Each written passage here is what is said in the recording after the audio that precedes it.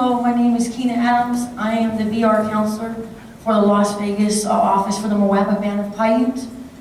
First of all, I would just like to thank you for having me. And like Michelle said, I'm quite nervous, but I think I'll make it through. If Kevin can do it, I can do it. I thank the CANAR staff and the Montana tribes for allowing me to be here today. Thank you so much. In helping our ex-felons, some of the strategies that I use, well, first of all, I had to get rid of the attitude and the fear of dealing with an ex-felon. Because when you look at their paperwork, it could actually make you fearful. And like he says, of men or women, both, they put both of our people, men and women, in prison, sometimes for a very long time.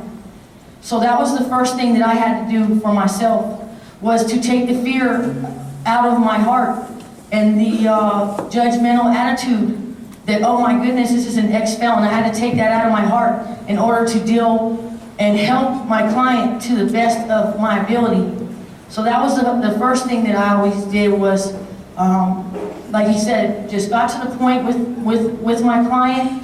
You know, I need you to be truthful with me and tell me everything. It's confidential, I'm here to help, so let's get down to the nitty-gritty.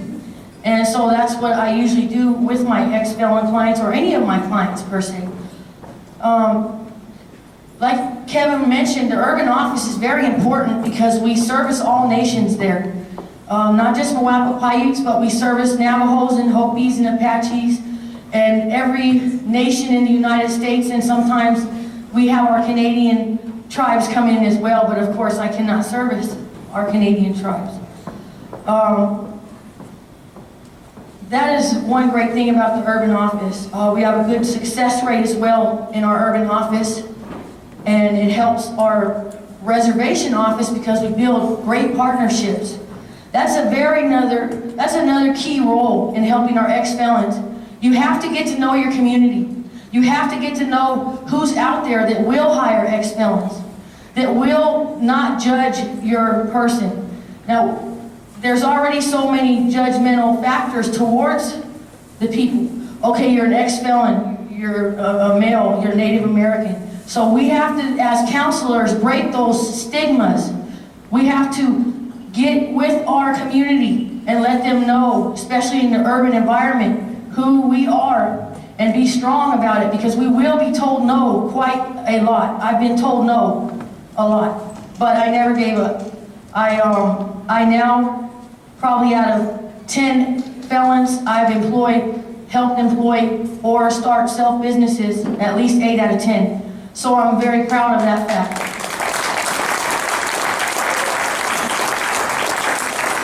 There's one more thing that we need to remember when we're dealing with our ex-felons.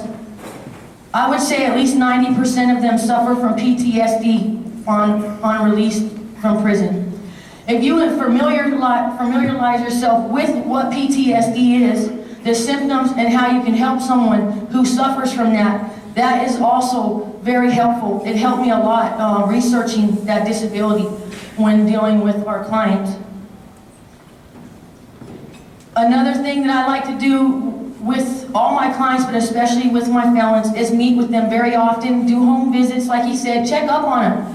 Let these guys and these ladies know that we want them here. We need them here. We need our men here, not in the prison.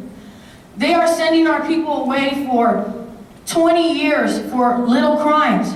Okay, we're losing our men and our women to the prison systems at an alarming rate. It has to stop somewhere, and it's going to take us to stop it and encourage people that we need them here. That is one thing that I always told Kevin. I need you here. I don't need you in prison. I don't need you over here doing drugs and alcohol. I need you right here with me. Let's do this, and let's do this right now.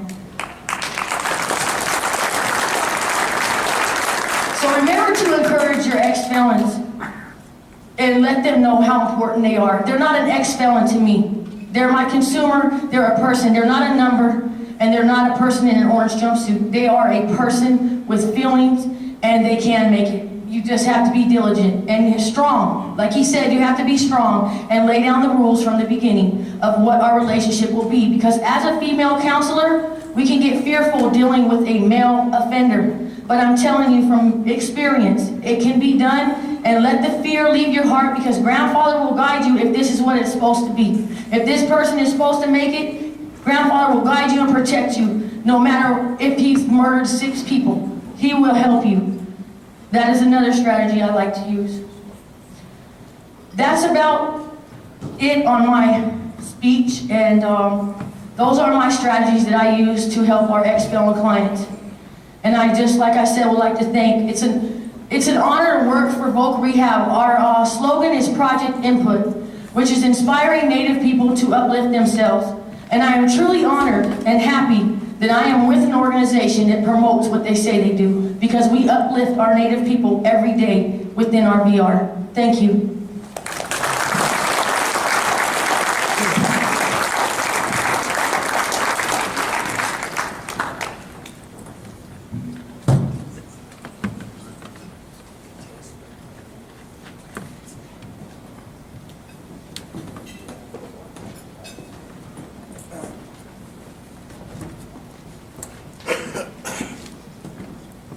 On behalf of the Montana tribes here who helped sponsor this year, we'd like to give you and Kevin a gift.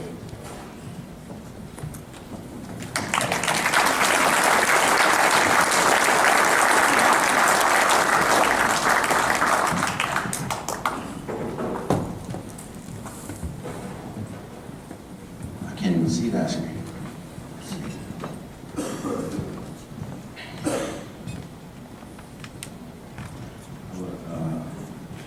Oh yeah,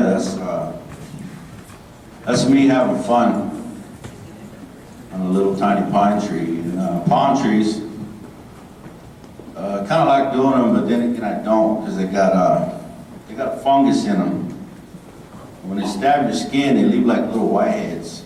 I know guys that have gotten serious infections in their fingers and never got their fingers back because of the fungus that grows in the palm trees. But anyway, it's fun. I like doing it.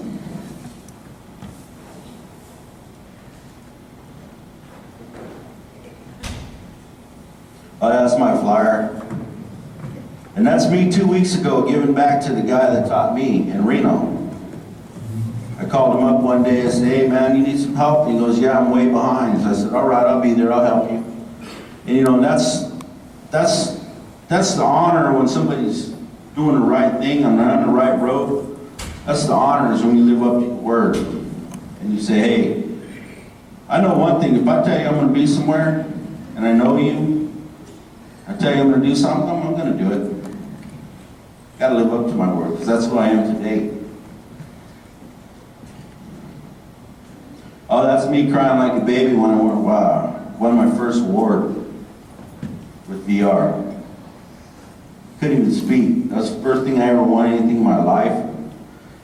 Anything I've ever accomplished in my life. That's the very first time. And you made the audience cry too. Oh yeah, I picked up a lot of clients. Oh yeah, let me tell you something about this one client I picked up. She's a Navajo lady from New Mexico. Her husband's a parole officer. You know, I seen him around, I recognize him and stuff, but you know, it is what it is.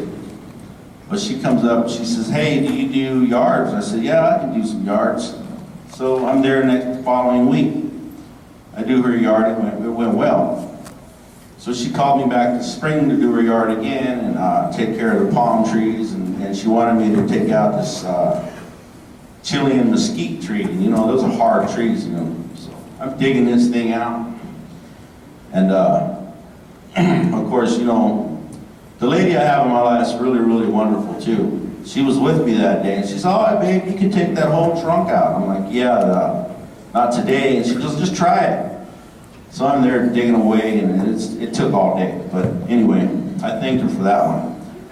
And the neighbor, it's on Saturday, it's like noon. He comes out, you know, big old white guy, big old belly. Neighborhood tough guys, that's the ones I like to call neighborhood tough guys. He comes out, he goes, hey, you need to keep it down, you're being too loud. I just looked at him like, I had a flashback, believe it or not. I was like, man, I'll slap you down and you won't like it tomorrow. So I hold my tongue, and you're lucky my lady was there. She's like, babe, don't do it. I'm just looking at her and I'm like, man. So I tell Dina Patty, the Indian lady, My client, what happened? Well, I didn't have to worry about handling that guy. She went over there at 10 o'clock at night and beat his door till he answered, cussed him out up and down.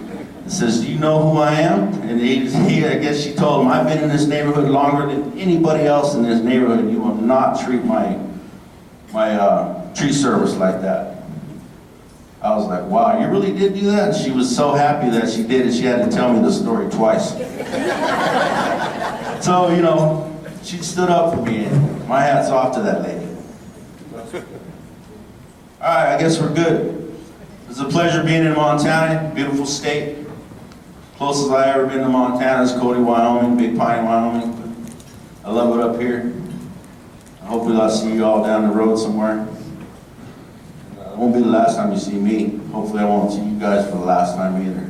Thank you. Thank you.